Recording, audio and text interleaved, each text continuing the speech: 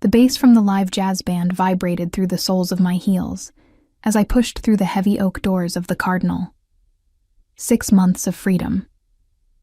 And this was how I chose to celebrate it.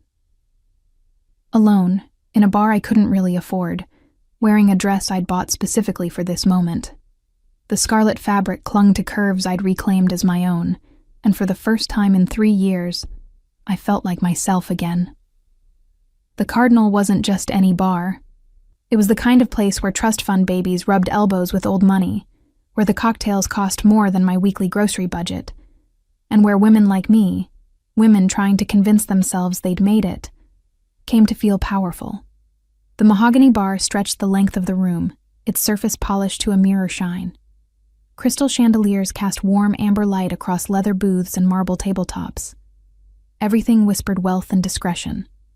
I claimed a seat at the bar, my fingers trailing across the cool surface as I settled onto the velvet-cushioned stool. The bartender, a silver-haired man with kind eyes and practiced smile, approached immediately. "What can I get you, miss?" "Manhattan," I said, surprised by the steadiness of my own voice. "Make it a double." He raised an eyebrow but didn't comment, simply nodding before turning to craft my drink. I watched his efficient movements, the precise pour of whiskey, the careful measure of vermouth, the way he expressed the orange peel over the glass with practiced ease. When he slid it across to me, condensation already forming on the crystal, I raised it in a silent toast to absolutely no one. The first sip burned beautifully. "Celebrating or forgetting?" a woman's voice asked from beside me. I turned to find a petite blonde in a designer suit, her makeup flawless, her smile genuine. She looked like she belonged here in a way I never would. "Celebrating," I answered firmly. "Definitely celebrating. Good for you." She raised her own glass, something clear with a twist of lime. "To new beginnings." "To new beginnings," I echoed, and we drank. She introduced herself as Madison, hedge fund manager, recently divorced, and apparently a regular at the Cardinal. We fell into easy conversation, the kind that flows when two strangers realize they have loneliness in common. She told me about her ex-husband's affair with his paralegal. I found myself sharing more than I'd intended about my own escape, though I kept the worst details locked away where they belonged. 3 years, Madison said, shaking her head. "How did you finally leave?" I took another sip of my Manhattan, buying myself a moment. I woke up one morning and realized I couldn't remember the last time I'd made a decision for myself. What to wear, what to eat, who to see, everything had to be approved first. And I just snapped. It was the sanitized version. I didn't mention the bruises that finally made me understand that control wasn't love. I didn't mention the friend who'd helped me pack while he was at work, or the restraining order that felt like tissue paper against his rage. I didn't mention the 3 different cities I'd lived in before landing in this one, always looking over my shoulder. "You're braver than you know," Madison said softly, and something in her eyes told me she understood what I wasn't saying. The band shifted into a slower number, saxophone wailing something melancholic and beautiful. The Cardinal was filling up now, the after-work crowd giving way to the dinner crowd. Men in expensive suits appeared with women who looked like they'd stepped off magazine covers. The air grew thick with cologne and perfume, with laughter and the clink of glasses. I was reaching for my Manhattan, ready to finish it and perhaps order another, when I felt it. That prickle at the back of my neck, the sensation of being watched with an intensity that went beyond casual observation. My fingers froze around the stem of my glass. "You okay?" Madison asked, but her voice seemed to come from very far away. I forced myself to turn slowly, scanning the room with what I hoped looked like idle curiosity, rather than the sudden spike of adrenaline flooding my system. My eyes moved across faces, over tables, past the band, until they landed on a booth in the corner. And there he was, Hunter Blackwell. Even if I hadn't recognized his face from the society pages and business magazines that occasionally featured his restaurants and nightclubs, I would have known him by the way the room seemed to orbit around him. 3 men sat with him, all wearing suits that probably cost more than my monthly rent, but Hunter commanded attention without apparent effort. Dark hair swept back from a face that was almost too handsome, with sharp cheekbones and a jaw that could cut glass. But it was his eyes that held me frozen. Dark, intense, and fixed directly on me with an interest that made my skin flush. He raised his glass slightly, a salute or an acknowledgement. The corner of his mouth lifted in something that wasn't quite a smile. I looked away quickly, heart hammering. "Oh, you noticed him," Madison said, a knowing tone in her voice. "That's Hunter Blackwell. He owns this place. Owns half the city, actually, if the rumors are true." "What kind of rumors?"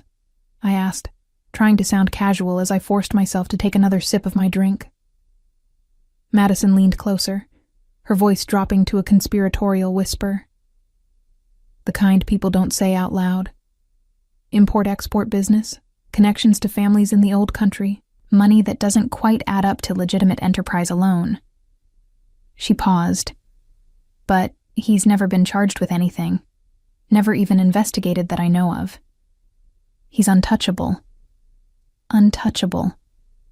The word sent a chill through me, despite the warmth of the alcohol spreading through my chest. "He's looking at you," Madison continued, clearly enjoying this. "That's unusual. Hunter doesn't typically notice patrons unless there's a problem." "Maybe there's a problem," I muttered, finishing my Manhattan in one long swallow that made my eyes water. But when I risked another glance, Hunter wasn't looking at me anymore. He was leaning back in his booth, apparently engaged in conversation with his companions. I told myself I'd imagine the intensity of his stare, that it was just the alcohol and my own hypervigilance making me see threats where none existed. "I should go," I said abruptly, reaching for my purse. "Already? But it's barely 8. Madison looked disappointed. "At least let me buy you another drink." "I appreciate that, but I have an early morning." The lie came easily. I'd gotten good at those in the last few years. "Well, if you change your mind, I'm here most Thursdays." She pulled out a business card and pressed it into my hand. "Call me if you ever want to grab coffee. Girl code and all that." I smiled, genuinely touched, and tucked the card into my purse. "Thank you. Really." The bartender appeared as I was gathering my things. "Your drinks have been taken care of, miss." I froze. "What?" He gestured subtly toward the back of the room, toward the booth where Hunter Blackwell sat. "Mr. Blackwell insists. He hopes you enjoyed your evening at the Cardinal." My face burned with a mixture of embarrassment and something I couldn't quite name. I wanted to refuse, to throw money on the bar and storm out, but that would make a scene. And making scenes, drawing attention, was something I'd learned to avoid. "Please thank him for me," I managed, my voice tight. I left the Cardinal quickly, stepping out into the cool October night. The city stretched before me, lights glittering against the darkness like scattered diamonds. I pulled my coat tighter and started walking toward the subway, my heels clicking against the sidewalk in a rhythm that usually soothed me. But tonight, I couldn't shake the feeling of those dark eyes following me. Even now, Hunter Blackwell had paid for my drinks. It was a gesture that could mean nothing, simple hospitality from a man who owned the establishment. Or it could mean something else entirely. I told myself it didn't matter. I was free now, free to go where I wanted, do what I wanted, be who I wanted. One drink paid for by a stranger wouldn't change that. But as I descended into the subway, joining the river of anonymous faces flowing through the tunnels, I couldn't help glancing over my shoulder. Just once. Just to be sure. The platform was crowded with the usual evening rush. Businessmen checking their phones, teenagers laughing too loudly, a woman with a sleeping toddler on her hip, normal people living normal lives. I let myself relax slightly, leaning against a pillar to wait for the train. That's when I saw him. Not Hunter Blackwell. Someone worse. My ex's best friend, Marcus, standing 20 feet away on the same platform. His eyes widened when he spotted me. Recognition followed immediately by something calculating. He pulled out his phone, already typing. The train arrived with a rush of stale air and screech of brakes. I pushed through the doors with the crowd, pressing myself into a corner and praying Marcus wouldn't follow. Through the scratched window, I watched him still standing on the platform, phone pressed to his ear now, his mouth moving rapidly. He'd seen me, which meant my ex would know I was here, in this city, within hours, if not minutes. The doors closed. The train lurched forward, carrying me into the darkness of the tunnel, and I realized with a sinking feeling that my celebration of freedom might have been premature. The next 3 weeks passed in a blur of paranoia and careful routine. I changed my schedule constantly, taking different routes to work, shopping at different stores, never staying in one coffee shop long enough to become a regular. My tiny studio apartment, a 5th-floor walk-up in a neighborhood that was trying hard to be trendy, became both sanctuary and prison. Every night, I checked the locks 3 times before bed. Every morning, I scanned the street from my window before leaving, and every single day, I felt the weight of invisible eyes watching me. I hadn't told anyone about Marcus seeing me on the platform. What would I say? That my ex's best friend spotted me and now I was terrified. The restraining order was still active in theory, but restraining orders were just pieces of paper. They didn't stop determined men. They just made them more creative. Work at the crisis center kept me busy during the day. I'd taken the job specifically because it felt meaningful, helping women escape situations like the one I'd left. But lately, the irony wasn't lost on me. I spent my days counseling others about safety plans while my own was crumbling. "Harper, you look exhausted," Denise, my supervisor, said one afternoon as I refilled my coffee for the 4th time. "Are you sleeping?" "Not much," I admitted, stirring creamer into the bitter brew. "But I'm managing." She studied me with the practiced eye of someone who'd spent decades recognizing trauma. "You know all our resources are available to staff too, right? If something's going on, if you need to talk." "I'm fine," I lied smoothly. "Just adjusting to the new city still." Denise didn't look convinced, but she let it drop. She'd learn eventually that I was excellent at building walls. I'd had plenty of practice. That evening I stopped at the bodega 2 blocks from my apartment. Mr. Chen, the owner, waved from behind the counter as the bell chimed my entrance. His daughter, studying for medical school exams, barely looked up from her textbook. I grabbed milk, bread, the basics. As I reached for eggs, my phone buzzed in my pocket. Unknown number. My thumb hovered over the decline button, but something made me answer. "Hello?" Silence. Not dead air, but the sound of someone breathing, waiting. "Hello?" I repeated, my voice sharper now. The call disconnected. My hands shook as I paid Mr. Chen, his concerned questions about my sudden pallor washing over me unheard. Outside, the October dusk had settled into proper darkness. Streetlights flickered to life, casting yellow pools across cracked sidewalk. I walked quickly, keys already gripped between my knuckles the way the self-defense instructor had taught me. The calls started coming regularly after that. 3, 4 times a day. Always from different numbers. Always the same breathing silence. I blocked each one, but new numbers appeared like hydra heads, multiplying faster than I could cut them down. Then the flowers arrived. I came home from work on a Thursday to find a massive bouquet propped against my apartment door. Blood-red roses, at least 3 dozen, arranged in a crystal vase that probably cost more than my monthly utilities. No card, no note. My stomach turned to ice. Red roses had been his favorite. The apology gift after every fight, every misunderstanding, every time his control tightened another notch around my throat. I'd once loved roses. Now they smelled like fear. I left them in the hallway. Someone would take them, or they'd die there. I didn't care which. But the flowers kept coming. Different arrangements, always expensive, always roses.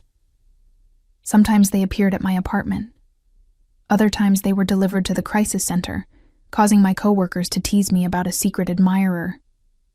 I threw them all away and said nothing. The breaking point came on a Friday night, 3.5 weeks after Marcus had spotted me. I was leaving work late, having stayed to finish intake paperwork for a new client. The street was quiet. Most of the businesses closed for the evening. My car, a beat-up Honda I'd bought with cash under a different name, sat alone in the small parking lot behind the building. I was halfway to it when I noticed the tire. Flat, completely deflated, rubber pooling against the asphalt. Coincidence, I told myself. Just bad luck, but my hands trembled as I pulled out my phone to call roadside assistance. That's when I saw the other 3 tires, also flat. All 4 tires slashed so precisely that I hadn't noticed from a distance. I stood frozen in the empty parking lot, phone clutched in my hand, every survival instinct screaming. This wasn't random. This was a message. He knows where you work. He can get to you whenever he wants. You're not safe. Need some help? I spun around so fast I nearly dropped my phone. A man stood at the edge of the parking lot, hands in his pockets, posture casual. He was maybe 30, average height, forgettable features. The kind of face that blended into crowds. "I'm fine," I said, trying to keep my voice steady. Just waiting for assistance. "Those tires look pretty bad." He took a step closer. "I've got a truck. Could give you a lift if you need." Every alarm bell in my head was ringing. "No, thank you. Someone's coming." He smiled, but it didn't reach his eyes. "Suit yourself. Just thought I'd offer, considering." "Considering what?" "Considering you're all alone out here. Never know who might be watching." Another step closer. Never know when someone might decide to do more than just slash tires. My thumb found the emergency button on my phone, the one that would dial 911 and start recording. "You need to leave. Now." He raised his hands in mock surrender, still smiling that empty smile. "Just trying to be helpful. But maybe you should be more careful, Harper. This neighborhood isn't as safe as you think." He walked away before I could respond, disappearing around the corner of the building. I waited 30 seconds, then ran back inside the crisis center, locking the door behind me. My supervisor was still in her office, and when she saw my face, she immediately called the police. They came. They took my statement. They photographed the tires. They told me what I already knew. Without witnesses or cameras, there was nothing they could do. The man hadn't actually threatened me. The tires could have been random vandalism. And no, a restraining order from another state didn't give them much to work with. I slept on Denise's couch that night. She didn't ask questions, just made up the guest room and told me I could stay as long as I needed. But I couldn't stay. That would just put her in danger too. The next morning, Saturday, I returned to my apartment to find my door slightly ajar. Everything inside had been searched. Not trashed, not destroyed, just methodically gone through. Drawers opened, closet disturbed, even my mattress lifted and replaced slightly wrong. Nothing seemed to be missing, but everything felt violated. And on my kitchen counter, another vase of red roses, this time with a card. "I can find you anywhere. Come home." I called the police again. Different officers this time, younger, less patient. They took another report, made notes about possible stalking, suggested I might want to consider moving again, changing my number again, starting over again, as if I hadn't already done that 4 times in 3 years. After they left, I sat on my violated couch and finally let myself acknowledge what I'd been avoiding. I couldn't do this alone. The restraining order was worthless. The police couldn't help until he actually hurt me, and by then it might be too late. I needed help that existed outside the normal channels. Help that understood how men like my ex operated. Help that scared me almost as much as he did. I pulled out my phone and searched for the Cardinal's website. It took me to a sleek page featuring photos of the bar, menu options, reservation information. At the bottom was a contact number. My finger hovered over the call button for a long time. Hunter Blackwell was dangerous in his own way, connected to a world I'd spent my life avoiding. But he was also powerful. The kind of powerful that made problems disappear. And I was desperate enough to consider what that might cost me. I called the number. A professional voice answered. "The Cardinal. How may I assist you?" "I need to speak with Hunter Blackwell." My voice came out steadier than I felt. "Tell him Harper needs to see him, the woman from the bar a few weeks ago." There was a pause. "May I ask what this is regarding?" "Tell him it's about protection. He'll understand." "Please hold." The hold music was something classical, probably expensive. I counted 30 seconds, 45, a minute. Then the voice returned, all business. "Mr. Blackwell can see you tonight at 9, the Cardinal. Come to the private entrance on the east side of the building. Someone will be waiting." The call ended before I could respond. I looked around my ransacked apartment, at the roses mocking me from the counter, at the locks that hadn't kept him out. Then I went to my closet and pulled out the only dress I owned that might be appropriate for making a deal with the devil. If I was going to sell my soul, I might as well look good doing it. The private entrance to the Cardinal was unmarked, just a black door set into brick on a side street most people probably walked past without noticing. I stood outside at 8:58, my coat pulled tight against the October chill, wondering if I'd made a terrible mistake. The door opened before I could knock. A woman appeared, tall and elegant in a black pantsuit, her dark hair pulled back in a severe bun. She looked me over with cool assessment, taking in my simple navy dress and secondhand coat. "Harper?" she asked, though it wasn't really a question. "Yes. I'm Simone.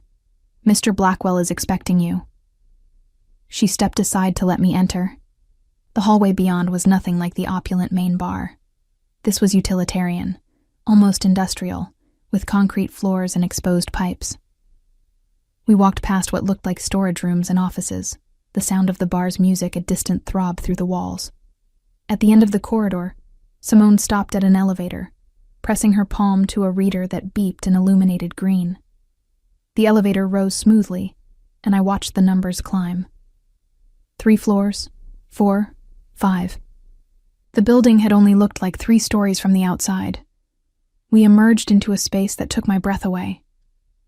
Floor-to-ceiling windows overlooked the city, lights spreading out like stars had fallen to earth.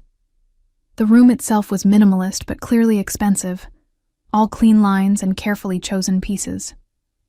A leather sofa faced the windows. Modern art hung on the walls, and at the far end, behind a massive desk of dark wood, sat Hunter Blackwell. He stood as we entered, buttoning his suit jacket in a gesture that seemed automatic.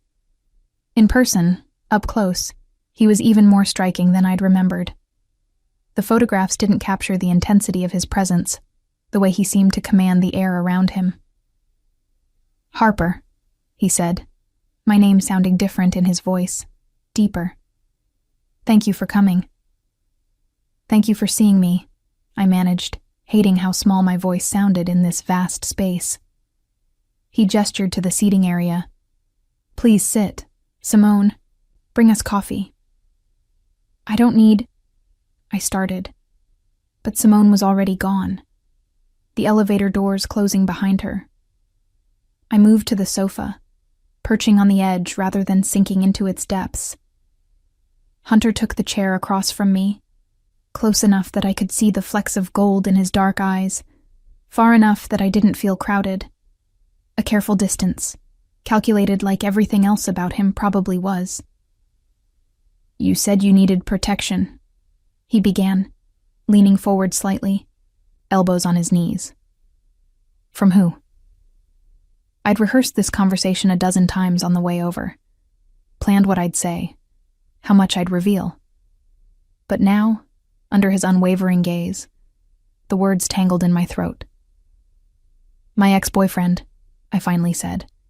"He's been stalking me. The police can't help, or won't help, and it's escalating." "Stalking how?" I told him.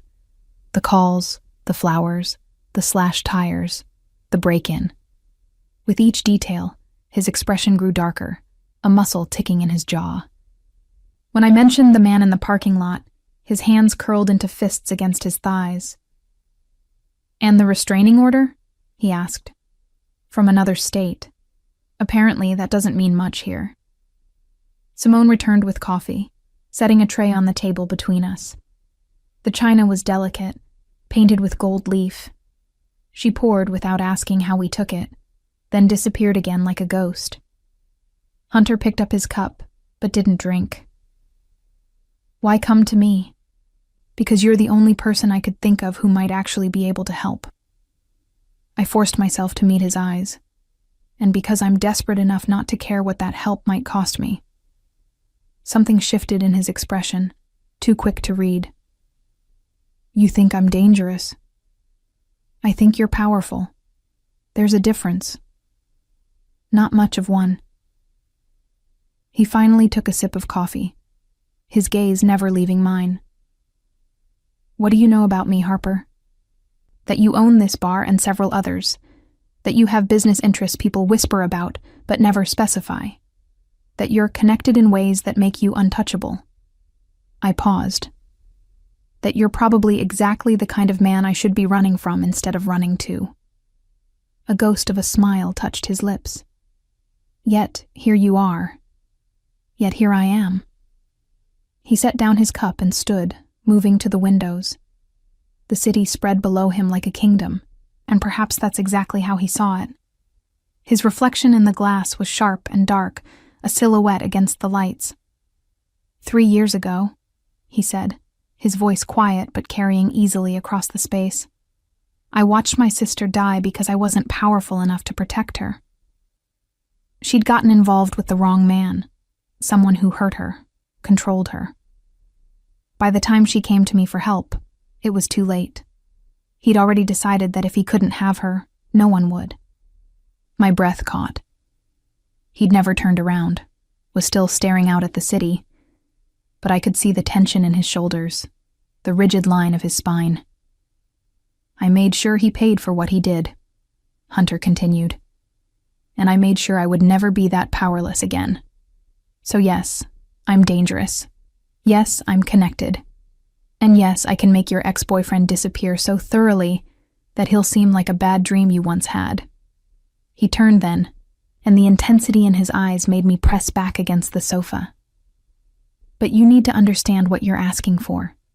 Once you accept my help, you're in my world. Under my protection, yes, but also under my oversight. I don't do anything halfway, Harper. If I protect you, I protect you completely. That means knowing where you are, who you're with, making sure you're safe. Always." It sounded like everything I'd just escaped. Control wrapped in concern, possession disguised as protection. Every instinct I'd honed over 3 years of running screamed at me to leave, to find another way, to handle this myself.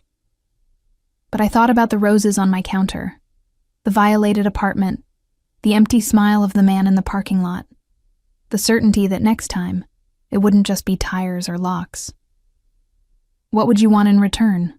I asked. "Honesty," he said simply. "Complete honesty about your past, your ex, everything. I can't protect you from threats I don't understand." "That's all?" "For now." He moved back to his chair, close enough that I could smell his cologne, something expensive and subtle. "Later, if you choose to stay in my protection long term, we'd discuss other arrangements, but there's no obligation beyond being truthful with me. It seemed too easy, too simple. Men like Hunter Blackwell didn't do favors without expecting something significant in return. But what choice did I have? Wait for my ex to escalate further? Keep running until I ran out of places to hide? I need time to think, I said, though we both knew I'd already decided the moment I called. Of course.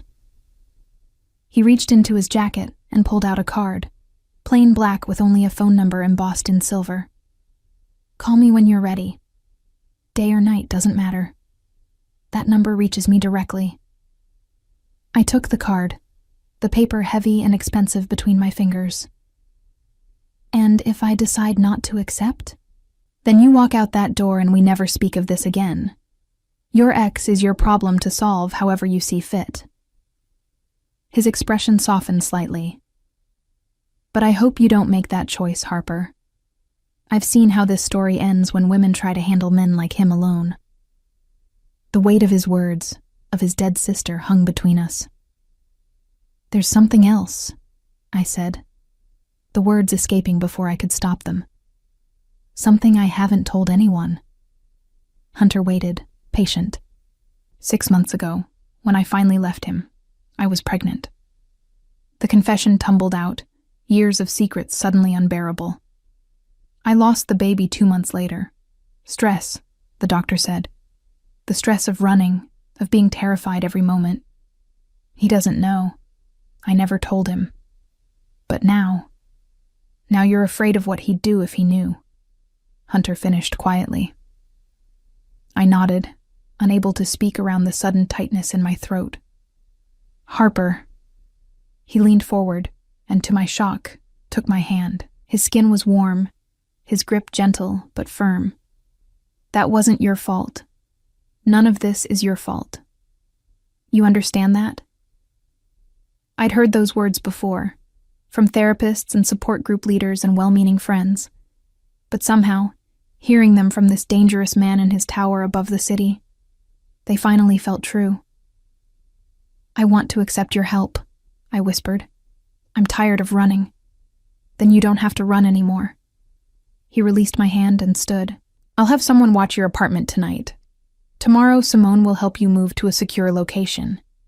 Give me 72 hours, and your ex will receive a message he can't ignore. What kind of message? His smile was sharp and cold. The kind that makes smart men disappear and stupid men wish they had.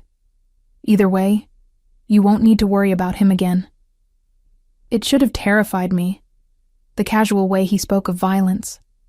Instead, I felt something loosen in my chest, a knot of fear I'd been carrying for so long I'd forgotten what breathing freely felt like. Thank you, I said, standing on shaky legs. Don't thank me yet. You don't know what living under my protection really means. He walked me to the elevator, his hand resting lightly on the small of my back. But I promise you this, Harper. As long as you're honest with me, as long as you follow the rules, you'll be safe. Nothing and no one will touch you. The elevator doors opened. Simone materialized to escort me out. But before I stepped inside, I turned back to Hunter. Why? I asked. Why help me? You don't know me. He was quiet for a long moment, something unreadable moving behind his eyes. Because 3 years ago I couldn't save my sister. But I can save you. And maybe that's enough. The doors closed on his words, carrying me back down to the street, to my violated apartment, to the last night I'd spend living in fear. I should have known then that salvation and surrender often looked exactly the same. The safe house was a penthouse apartment in a building I'd walked past 100 times, without ever imagining what existed behind its limestone facade. 23rd floor, panoramic views, furniture that probably cost more than I'd earned in my entire life. Simone handed me a key card and a new phone, then left me alone in luxury that felt like a gilded cage. I spent the first hour exploring, touching surfaces just to confirm they were real. Marble countertops in a kitchen I'd be afraid to cook in. A bathroom with a soaking tub and heated floors. A bedroom with a bed so large I could starfish across it and not touch the edges. The closet already contained clothes in my size, tags still attached, ranging from casual to elegant. He'd prepared for me, before I'd even agreed. The thought should have unsettled me more than it did. The new phone buzzed, a text from an unknown number. "This is Hunter. Everything you need should be there. If something's missing, text this number. Someone is watching the building. You're safe." I typed back, "Thank you." Then, after hesitating, "What happens now?" The response came immediately. "Now you rest. Tomorrow we talk about your ex. Tonight just breathe." I wanted to believe it could be that simple. Sleep came fitfully that night, my body rejecting the too soft mattress after months on my old futon. I kept waking, disoriented by the silence. No traffic noise, no neighbors arguing through thin walls, none of the ambient chaos that had become my lullaby. Just quiet, expensive, suffocating quiet. Morning arrived with weak November sunlight filtering through floor-to-ceiling windows. I made coffee in a machine that probably required a manual, then stood at the glass looking down at the city below. Somewhere down there was my old life, my ransacked apartment, the crisis center where I'd promised women they could escape. The irony wasn't lost on me. The phone buzzed. "Simone will arrive at 10. She'll bring breakfast and we'll discuss next steps. Eat something before then. You didn't touch dinner last night." I looked at the refrigerator, perfectly stocked with food I hadn't heard anyone deliver. Cameras. He had cameras in here. The realization should have enraged me, but instead, I felt a strange resignation. Privacy was a luxury I'd traded for safety. Simone arrived precisely at 10, carrying bags from a bakery I recognized as the expensive one downtown.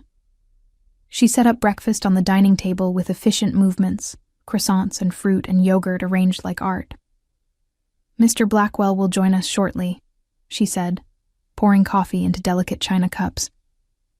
"He wanted me to go over security protocols with you first." "Protocols," I repeated, the word leaving a bitter taste. "For your protection," Simone clarified, her tone suggesting she'd had this conversation before. "You'll have a driver whenever you need to go anywhere. The car is armored, the driver is trained. You don't go anywhere alone until Mr. Blackwell determines the threat has been neutralized. So I'm a prisoner." "You're protected," she corrected, an edge entering her voice. "There's a difference. You're free to go wherever you like, do whatever you want. You just don't do it alone and unguarded. Considering someone broke into your apartment and slashed your tires, I'd think you'd appreciate that." She was right, of course, but appreciation and acceptance were different things. "What else?" I asked. "Check in twice daily, morning and evening, just a text to confirm you're safe. If plans change, if something feels wrong, you contact Mr. Blackwell immediately." She pulled out a tablet, swiping through what looked like a schedule. "He's arranged for you to take a leave of absence from the crisis center. Paid. Your position will be held for you." My head snapped up. He can't just decide that. He's a major donor. They were happy to accommodate his request for your safety. Simone's expression softened slightly. "You were in danger there, Harper. Your ex knew where you worked. Would you rather go back and risk another parking lot incident?" Before I could answer, the elevator chimed. Hunter emerged, dressed more casually than I'd seen him, charcoal slacks and a black sweater that probably cost more than my monthly rent. He carried a manila folder, thick with papers. "Harper," he greeted me, his eyes doing a quick assessment. "You look better. Did you sleep?" "Some." I gestured to the spread Simone had arranged. "This is too much." "It's breakfast," he said simply, taking a seat. "Simone, thank you. Give us the room." She disappeared into the elevator without a word, leaving us alone with pastries and coffee and the weight of unspoken agreements. Hunter opened the folder, spreading photographs across the table. My stomach turned. It was him, my ex. Caught in various locations around the city, the images clearly taken without his knowledge. Outside a restaurant, getting into an expensive car, entering what looked like an office building. His name is Derek Castellan, Hunter said, tapping one photo. 34, investment banker at Morrison & Hale. Makes good money but lives beyond his means. Expensive habits, gambling debts, reputation for being charming in public and violent in private. How did you— I'm thorough, he interrupted. I know he's contacted you 17 times in the past 3 weeks. 12 calls from different numbers, 5 flower deliveries, 1 break-in. I know he has 2 friends helping him, including Marcus Donovan, who spotted you at the subway station. He produced another photo, and there was Marcus, the same calculating expression I remembered. I know Derek has been asking questions about you at bars in your neighborhood, showing your photo, offering money for information. My hands shook as I reached for my coffee. You've been watching me. I've been watching him, Hunter corrected. But yes, that meant watching you too. I needed to understand the situation before I could address it. Address it how? He leaned back, studying me. That depends on what you want, Harper. I can make him leave you alone. A conversation, a demonstration of what happens to men who don't respect boundaries. He'll get the message, back off, move on to easier prey. Or I can make him disappear, permanently. No more looking over your shoulder. No more wondering when he'll show up again. His voice was calm, matter of fact, as if we were discussing weather rather than murder. But that's a line that once crossed, can't be uncrossed. It changes things between us. My throat felt tight. Changes them how? It makes you complicit. An accessory, legally speaking. You'd be tied to me in ways that go beyond protection. He poured himself coffee, the casual gesture at odds with the weight of his words. I'm offering you a choice, Harper. The easy way or the permanent way. But you need to decide which one you can live with. I thought about Derek's hands around my throat. About the bruises he'd hidden where clothes would cover them. About the baby I'd lost while running from him. About 3 years of fear and sleepless nights and constantly looking over my shoulder. I don't want him dead, I said finally. I'm not a killer. You wouldn't be. I would be. Hunter's eyes held mine. But I understand. The conversation it is. Relief and disappointment warred in my chest. When? Tonight. He's been frequenting a bar in the financial district. I'll meet him there, explain the new reality. By tomorrow morning, he'll be on a plane out of the city. I have associates in other places who'll make sure he stays there. It sounded too simple, too clean. And if he doesn't listen, then we revisit this conversation. Hunter stood, gathering the photographs back into the folder. But he'll listen. Men like Derek are cowards. They prey on women they think are alone and helpless. Once they realize there's someone bigger and more dangerous protecting you, they fold. You sound very sure. I am sure. I've done this before. He moved to the window, hands in his pockets.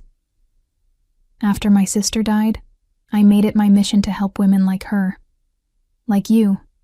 Women trapped by men who think love means ownership.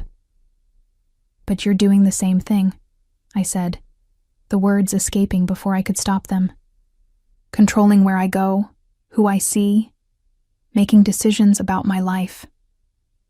He turned, and something dangerous flashed in his eyes. I'm keeping you alive.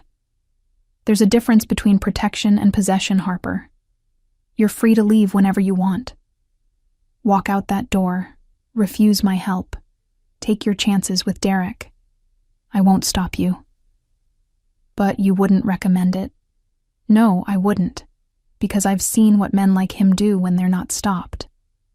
He moved closer, his presence overwhelming in the bright morning light. My sister hesitated. She thought she could handle it, that asking for help made her weak. By the time she realized she was wrong, it was too late. Don't make her mistake. The grief in his voice was raw, genuine. Whatever else Hunter Blackwell might be, his pain was real. "I'll stay," I said quietly, "but I need something in return." His eyebrow raised. "You're negotiating?" "You said you wanted honesty, so I'm being honest. I need purpose. I can't just sit in this apartment waiting for you to tell me it's safe. I'll go crazy. What do you suggest? Let me work. Maybe not at the crisis center, not yet, but something. I could help with your other projects, the other women you've helped." The idea crystallized as I spoke. "You said you've done this before. That means there are others. Maybe I could talk to them, help them adjust.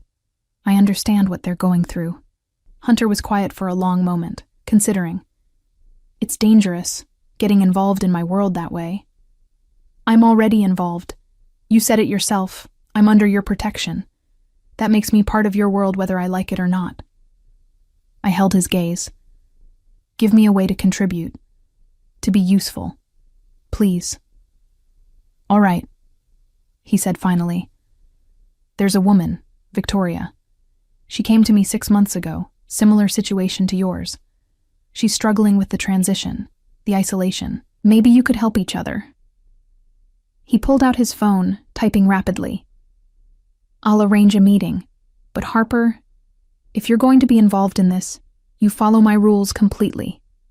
No exceptions." "Can you do that?" "Yes. Say it. Say you'll follow my rules." The demand should have rankled. Instead, I felt that strange loosening in my chest again, the one that came with surrendering control to someone who actually seemed capable of wielding it safely. "I'll follow your rules, Hunter." His expression softened. "Good. Then we have a deal. Your safety for your honesty and obedience. Simple." Nothing about this was simple. But as I watched him leave, the folder of photographs tucked under his arm, I realized I didn't care. For the first time in 3 years, I wasn't alone in fighting Derek. For the first time since losing the baby, I felt like I might actually have a future. Even if that future came with a price I hadn't fully calculated yet. Victoria lived in a townhouse in Brooklyn, the kind of place that whispered old money and careful taste. Simone drove me there 3 days after Hunter's meeting with Derek, 3 days during which I heard nothing about what had transpired. I'd tried asking. Hunter had simply said, "It's handled," and refused to elaborate. The woman who answered the door was younger than I'd expected, maybe 25, with strawberry blonde hair and the kind of fragile beauty that made you want to protect her. She looked me over with wary eyes before stepping aside. "You're Harper," she said. Not a question. "And you're Victoria." "Tori, please." Victoria was the name he used. She led me through a hallway decorated with abstract art into a living room that managed to be both elegant and comfortable. "Hunter said you might be able to help me adjust. I'm not sure how, but I'm willing to try anything at this point." We sat on opposite ends of a cream-colored sofa. Tori folded her legs under her, making herself small. I recognized the gesture, the unconscious attempt to take up less space. "How long have you been under Hunter's protection?" I asked. 6 months, 7 next week." She picked at a thread on a throw pillow. "I thought it would feel different by now, safer, but I still check the locks 5 times before bed. Still wake up thinking I hear him outside. Still can't go to the grocery store without looking over my shoulder." "The trauma doesn't disappear just because the threat does," I said gently. "I've been running for 3 years, moving to new cities, changing my name, starting over. And I still do the same things. The fear lives in your body even after your brain knows you're safe." Tori's eyes filled with tears. "Everyone keeps telling me I should be grateful, that Hunter saved me. And I am grateful. but I also feel like I've traded one cage for another. Is that ungrateful? Am I terrible for thinking that? No, I said firmly. You're human, and you're allowed to feel complicated things about complicated situations. She wiped at her eyes, smiling weakly. Hunter said you were different, that you understood. What else did he say? That you're the first woman who's negotiated with him instead of just accepting everything, that you asked for purpose instead of just protection. She leaned forward. Is that true? Did you really demand to be useful? I asked if I could help. I wouldn't call it demanding. It's more than I did. More than any of us did. Tori stood, moving to a cabinet and pulling out a folder. There are 12 of us. Women Hunter has helped over the past 3 years. Some have moved on, started new lives. Others, like me, are still finding our way. She handed me the folder. Inside were photographs, brief profiles. Women of all ages, all backgrounds, united only by their need for protection from men who'd claimed ownership over their lives. Does Hunter keep tabs on all of you? I asked, flipping through the pages. Yes. Monthly check-ins at minimum. He likes to know we're safe, that we're settling in. Tori sat back down. Some of the women think it's romantic. They've convinced themselves he's some kind of dark knight, saving damsels out of the goodness of his heart. But you and I both know better, don't we? What do you mean? I mean, Hunter Blackwell doesn't do anything without getting something in return. Maybe not immediately. Maybe not obviously. But eventually, there's a price. She met my eyes. I've been trying to figure out what mine will be for 6 months. What do you think yours will be? The question hung between us, heavy and uncomfortable. I thought about the penthouse apartment, the security, the way Hunter had made Derek disappear with a single conversation. I thought about the cameras I knew were watching, the check-ins, the rules about where I could go and when. I don't know yet, I admitted, but I think I'm willing to pay it regardless. Tori nodded slowly. That's what I told myself too. And maybe it's true. Maybe the price is worth the peace, whatever it ends up being. We spent the next 2 hours talking, sharing stories that only women who'd lived through similar hells could truly understand. Tori told me about her ex-husband, a corporate lawyer who'd isolated her from friends and family over the course of their 5-year marriage. By the end, she'd had no one to turn to when his control turned violent. Hunter's sister was my therapist, Tori said quietly. That's how I knew to contact him. She'd mentioned once during a session that if I ever needed help, her brother would provide it. I thought it was just therapist talk, reassurance. But 2 weeks after she died, after my husband put me in the hospital for the 3rd time, I found Hunter's card in my file. She'd left it for me, her last gift. I'm sorry, I whispered, about her, about all of it. Me too, but she saved me, even in death, and Hunter has honored that. He takes this seriously, Harper. These women, helping us, it's not just charity. It's his penance. I thought about that as Simone drove me back to the penthouse.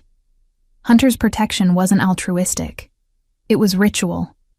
A repeated attempt to save the sister he'd lost by saving every woman who came after. That made it no less valuable. But it did make it more complicated. The apartment was dark when I returned, evening having fallen during my time with Tori. I was reaching for the light switch when I realized I wasn't alone. Don't scream, Hunter's voice came from the darkness. It's just me. My heart hammered as lights gradually brightened, revealing him sitting in the chair by the window. He looked different somehow. Tired, maybe, or troubled. A bottle of whiskey sat on the table beside him, a half-empty glass in his hand. You scared me, I said, forcing my breathing to steady. I apologize. I wanted to check on you after your meeting with Tori. Simone said it went well. It did. She's lovely, broken, but lovely. I set down my purse, moving cautiously into the room. Have you been drinking? A bit. It's been a long day. He took another sip, studying me over the rim of his glass. Did Tori tell you about my sister? Yes. I'm sorry for your loss. Everyone's sorry. Sorry doesn't bring her back. He set down the glass with more force than necessary. Do you know what her last words to me were? She said, I should have listened to you. She was dying, bleeding out in my arms, and she was apologizing to me. The rawness in his voice made my chest ache. I moved closer, drawn by something I couldn't name. It wasn't your fault. Wasn't it? I knew what he was. I warned her. But I didn't push hard enough. Didn't make her leave when I should have. I respected her autonomy, her choices, and it killed her. He looked up at me, his eyes dark with pain. That's why I don't give the women who come to me choices about security. Why I insist on cameras and check-ins and guards? Because choice got my sister killed. That's not the same thing, I said gently. What happened to her wasn't about choice. It was about a man who decided violence was acceptable. And men like that don't stop unless they're stopped. Permanently. He stood, moving to the window. The city lights reflected in the glass, making him look ghostly. I lied to you, Harper. My stomach dropped. About what? About Derek. I said I'd have a conversation with him, convince him to leave. He turned to face me. I did have a conversation. And then I made sure he'd never have another conversation with anyone. The room seemed to tilt. You killed him. I had him killed. There's a difference, legally speaking, though perhaps not morally. His voice was flat, matter of fact. He's in the Hudson River now. He'll wash up eventually. Just another tragic drowning. No connection to you, no connection to me. Just a man who made poor choices and paid the price. I should have been horrified. Should have run, called the police, done something other than stand there processing the information like a piece of abstract art, rather than a confession to murder. Why are you telling me this? I finally asked. Because you deserve honesty. Because I'm tired of pretending to be something I'm not. He moved closer, and I could smell the whiskey on his breath. I'm not a good man, Harper. I'm not your knight in shining armor. I'm a monster who occasionally does the right thing for the wrong reasons. You're not a monster, I said, the words surprising me as much as him. Monsters don't save women. Monsters don't grieve their sisters. Monsters don't give women apartments and security and purpose. Monsters do all of that if it serves their interests. His hand came up, cupping my face with surprising gentleness. I protected you because you reminded me of her, because saving you felt like getting a chance to save her again. That's selfish, Harper. That's using you to assuage my guilt. I don't care, I whispered, and realized I meant it. Derek's dead. I'm free. For the first time in 3 years, I'm actually free. If that makes you a monster, then thank God for monsters. Something shifted in his expression, the careful control he always maintained cracking slightly. You should be afraid of me. I am afraid of you, but I'm also grateful, and maybe that's enough.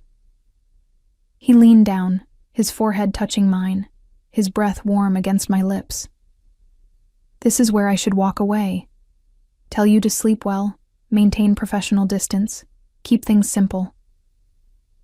But you're not going to, I said, not a question. No, I'm not. And then his mouth was on mine, the kiss tasting of whiskey and desperation, and something darker I didn't want to name. I should have pushed him away, maintained boundaries, protected myself from another man who wanted to possess me.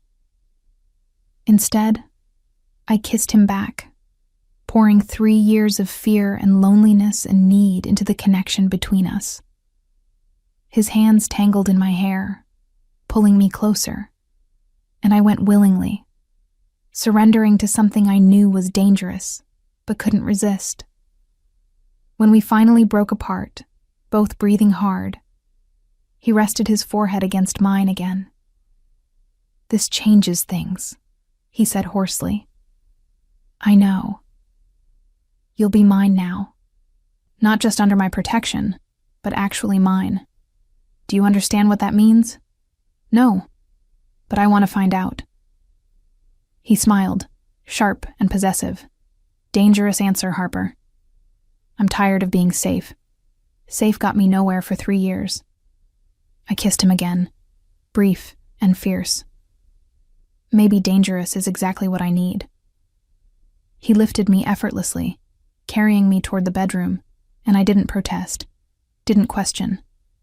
Didn't think about consequences or mourning regrets or what crossing this line would cost me. I just held on as he kicked open the door and carried me into a future I couldn't predict, but was finally ready to face. Derek was dead. My past was buried. And whatever came next, at least I wouldn't be alone. I woke wrapped in expensive sheets in Hunter's arms, his breath warm against my neck, his body solid and real against mine. Morning light filtered through the windows, painting everything in shades of gold. For a moment, I let myself pretend this was normal, that I was just a woman, waking up next to a man she cared about, uncomplicated and simple. Then reality reasserted itself. Hunter Blackwell was a killer who'd murdered my ex-boyfriend. I was a woman who'd thanked him for it with her body. Nothing about this was simple. His arm tightened around my waist as I tried to slip away. "Stay," he murmured, still half asleep. Just a few more minutes. So I stayed, letting myself have this small moment of peace before the world demanded decisions and consequences. His phone buzzed on the nightstand, insistent and urgent. He groaned, reaching for it with his free hand, pulling me closer with the other. "Blackwell," he answered, his voice rough with sleep. Then his body went rigid. "When? How many? I'll be there in 20 minutes. He was out of bed before I could ask, pulling on clothes with efficient movements. The tenderness from moments before had vanished, replaced by the cold calculation I'd seen in his office. "What's wrong?" I asked, sitting up and pulling the sheet around me. "Problem at one of my warehouses. Nothing for you to worry about." He buttoned his shirt, not meeting my eyes. "Stay here. I'll have Simone bring you breakfast." "Hunter." "Stay here, Harper." His tone left no room for argument. "I mean it. This isn't your world yet. Don't make me regret bringing you into it." He left before I could respond, and I was alone in the too large bed, wrapped in sheets that smelled like him, wondering what I'd gotten myself into. Simone arrived an hour later with breakfast, and a tight expression that suggested the problem at the warehouse was more serious than Hunter had implied.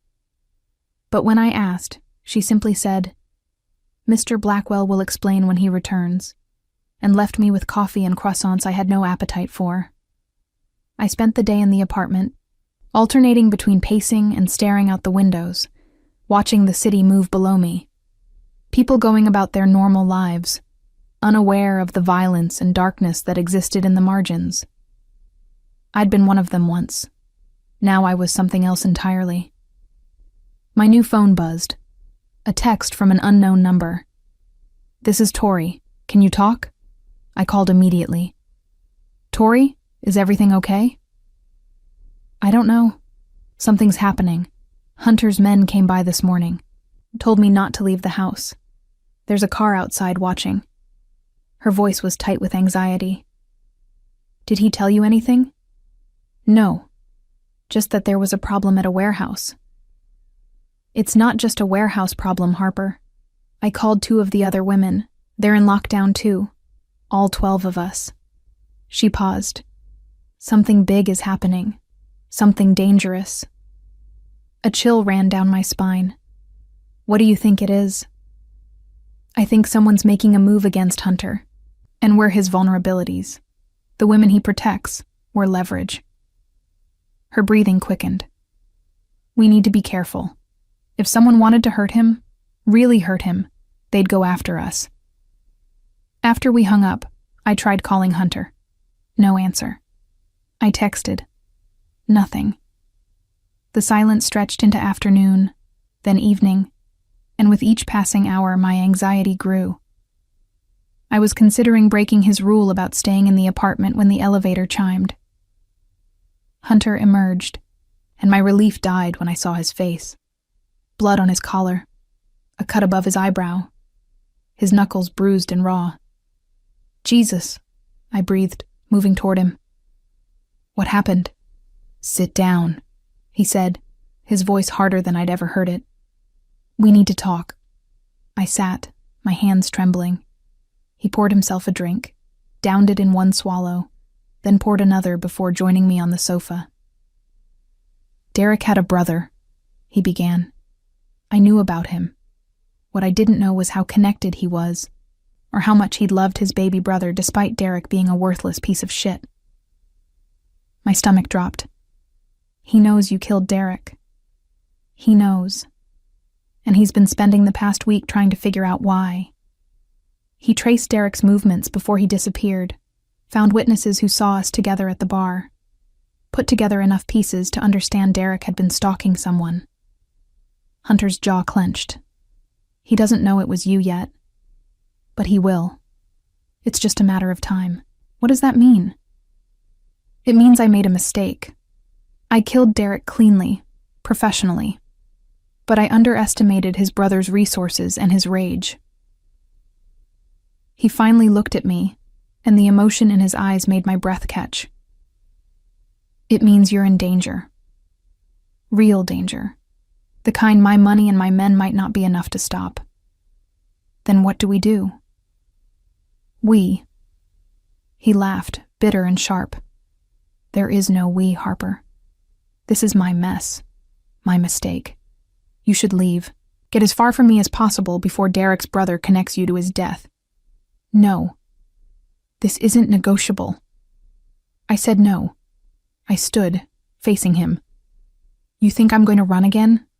Spend the rest of my life looking over my shoulder, wondering when Derek's brother will find me? I'm done running, Hunter. You promised me safety. You promised me freedom. I'm not giving that up because things got complicated. Complicated? He stood too, towering over me. Derek's brother has already killed 3 of my men. He burned down the warehouse this morning. He sent messages making it clear he won't stop until he's destroyed everything I care about. That includes you, whether you like it or not. Then we destroy him first. The words hung in the air between us, shocking us both. Hunter stared at me like he'd never seen me before. You don't know what you're saying, he said quietly. I know exactly what I'm saying. You told me last night that you had Derek killed. That makes me complicit already. So either we finish this together, or we both go down. I moved closer, placing my hands on his chest. I'm not the same woman who came to you 3 weeks ago, Hunter. That woman was a victim. I'm choosing not to be her anymore. Something shifted in his expression, respect mixing with concern. If we do this, there's no going back. You'll be in my world completely. No more half measures, no more protection from the ugly parts. I'm already in your world. I have been since I kissed you back last night. I held his gaze.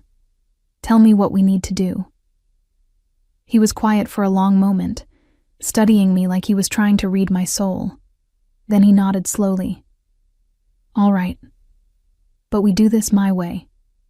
You follow my orders exactly. No questions. No hesitation. Can you do that? Yes. Say it.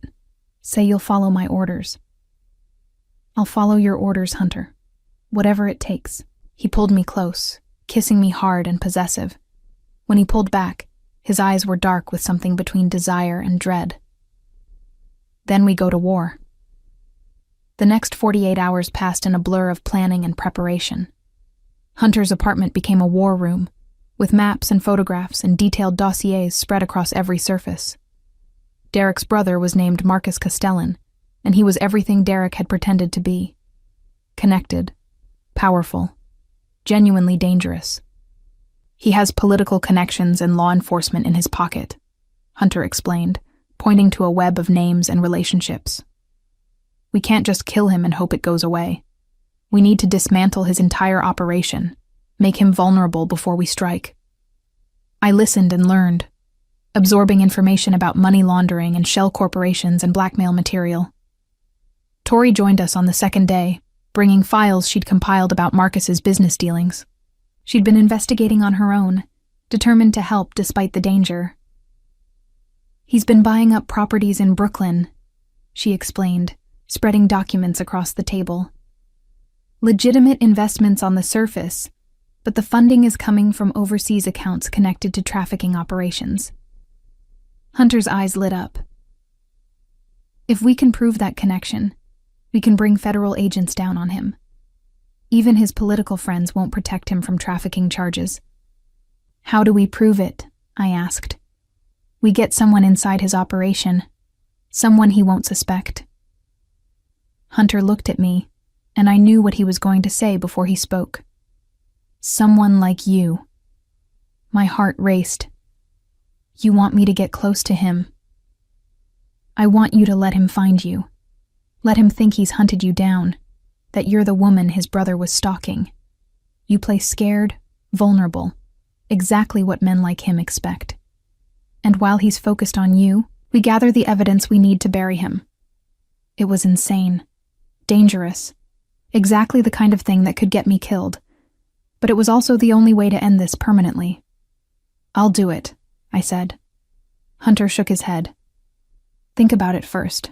Don't just, I've thought about it. I'll do it.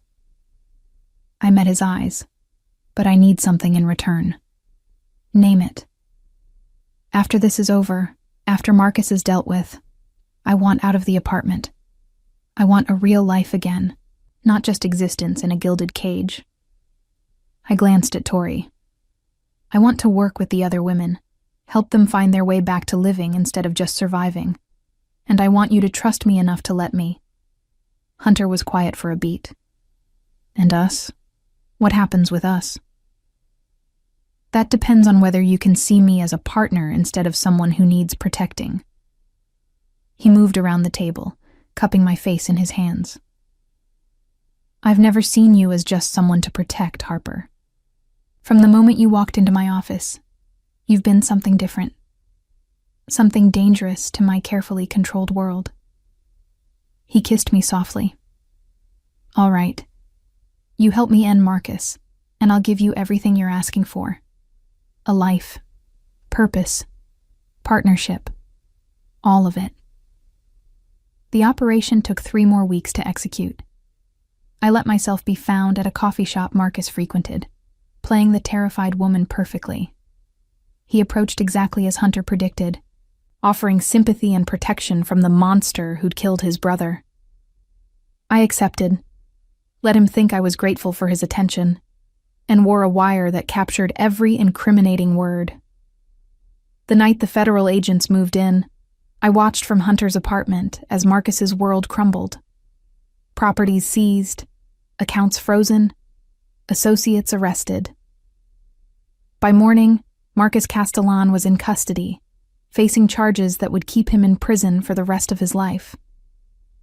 It's over, Hunter said, pulling me close as we watched the sunrise. You're free. Actually free this time. We're free, I corrected. Both of us. He smiled, the expression transforming his usually serious face. Yeah, we are. 6 months later, I stood in Hunter's apartment, now our apartment, watching Agnes sleep in her crib. The adoption had been finalized yesterday, the process smooth and quick thanks to Hunter's connections and the stability we could offer as a married couple. Tori had been right. There was a price for Hunter's protection, but the price turned out to be my old self, the woman who ran and hid and let fear control her choices. In return, I got this. A family I'd built from the ashes of my old life. A husband who saw me as an equal. A daughter who would grow up knowing she was loved and protected. And 12 other women who I met with weekly, helping them find the same path from survival to living that I'd found. Hunter had converted one of his properties into a center for them, a place where they could learn and heal and eventually leave if they chose. "You're thinking too loud," Hunter murmured, wrapping his arms around me from behind. "She's fine. Perfect. Just like her mother." "Adoptive mother," I corrected automatically. "Mother," he insisted. "Biology doesn't make family. Choice does. And you chose her. That makes her yours." I leaned back against him, watching our daughter sleep, and thought about all the choices that had led here. Escaping Derek. Calling Hunter. Accepting his protection. Fighting Marcus. Choosing partnership over perfection. Some people would say I'd just traded one controlling man for another, but they'd be wrong. Hunter didn't control me. He challenged me, protected me when I needed it, and trusted me enough to let me protect myself when I didn't. "I love you," I said, the words still feeling new and fragile. "I love you too." He kissed my temple. "Thank you for not running, for staying, for giving me a second chance to save someone. You saved me. I saved you back.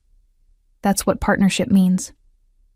Agnes stirred in her sleep, making the small, contented sounds babies make when they feel safe. And watching her, wrapped in Hunter's arms, in our home, I realized something profound. Freedom wasn't about being alone. It was about choosing who to stand beside. And I'd chosen well. The city glittered beyond our windows, full of dangers and possibilities. Somewhere out there, other women were making the same choices I'd made, deciding between running and fighting, between survival and living. I hoped they chose fighting. I hoped they chose living. And if they needed help, I'd be there. We'd be there. Hunter and I together, turning pain into purpose and fear into family. The end and the beginning.